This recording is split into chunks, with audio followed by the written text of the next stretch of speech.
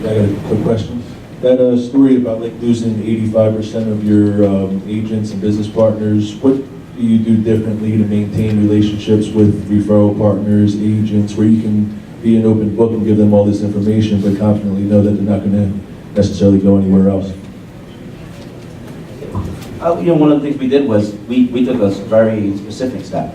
We became a franchisor. So we offer the franchise opportunity to people. So for us, we saw that there was a problem. We did not offer an opportunity to people to grow, become their own bosses, own their own businesses.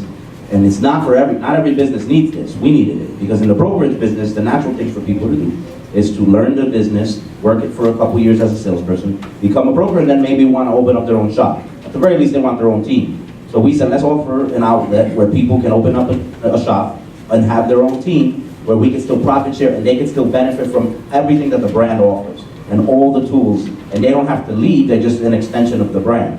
So we went the franchise direction. Some people go the corporate store route, where they open up shops and they put managers in place.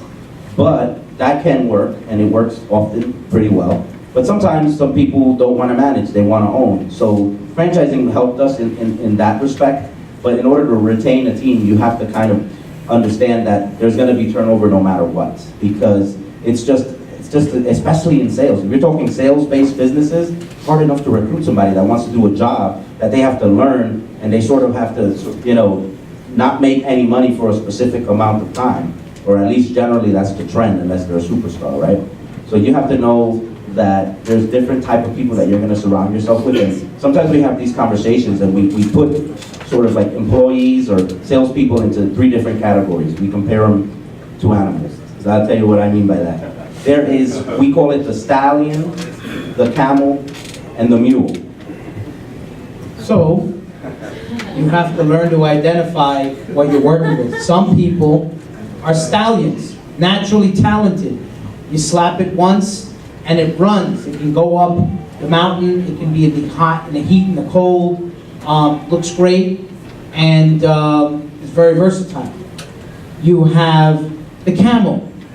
The camel has to be led, and the camel can't go through too much cold, but it can last a long time, but it has to be led. You can tie very little water. You can tie camels together, nose to tail, and carry an entire city from one end to the other, but they have to be led. And then there's the donkey. The donkey can't be pushed, it can't be pulled. You have to beat the donkey in order to move.